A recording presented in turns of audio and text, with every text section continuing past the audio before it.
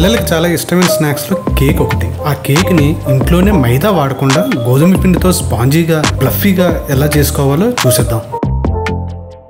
నమస్తే foodies, welcome back to our channel. ముందుగా ఒక కప్పు గోధుమ పిండి తీసుకుని అందులో 1 teaspoon baking soda, 1 teaspoon baking powder వేసి బాగా జల్లించుకుని పక్కన పెట్టుకోవాలి. ఇలా జల్లించుకోవడం వల్ల పిండి మెత్తగా ఉంటుంది. తర్వాత ఒక బౌల్ తీసుకుని అందులో 4 గుడ్లు పగలగొట్టుకుని 1 నిమిషం పాటు బీటర్తో ఇలా బీట్ చేసుకోండి. ఒకవేళ బీటర్ లేకపోతే సేమ్ ప్రాసెస్ మిక్సీలో కూడా చేసుకోవచ్చు.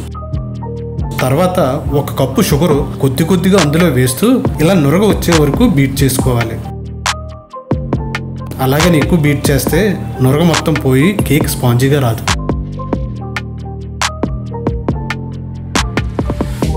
ఇప్పుడు అందులో 1/2 కప్పు ఘీ కలుపుకొని నెమ్మదిగా కలుపుకోవాలి. ఫ్లేవర్ కోసం 1/2 టీ స్పూన్ పైనాపిల్ ఎసెన్స్ని కూడా కలుపుకోండి.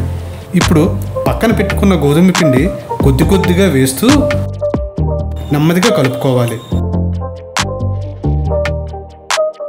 ఒక కేక్ మోల్డ్ తీసుకుని అంచుల్లో ఘీ రాసుకుని అడుగున ఒక బటర్ పేపర్ పెట్టుకోండి. ఈ బటర్ పేపర్ వల్ల కేక్ అడుగు భాగం అంటుకోకుండా తీసేటప్పుడు ఈజీగా ఉంటుంది.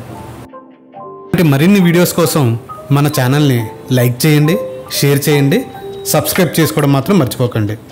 మన ఛానల్ నోటిఫికేషన్ కోసం బెల్ బటన్ ప్రెస్ చేయండి. కేక్ బ్యాటర్ని ఒక మౌల్డ్లో వేసుకుని టూటీ ఫ్రూటీతో కానీ డ్రై ఫ్రూట్స్తో కానీ కేక్ బ్యాటర్ పైన డెకరేట్ చేసుకోండి. డెకరేట్ చేసిన తర్వాత ఎయిర్ వైట్స్ పోవడానికి ఇలా 2-3 సార్లు ట్యాప్ చేసుకోండి.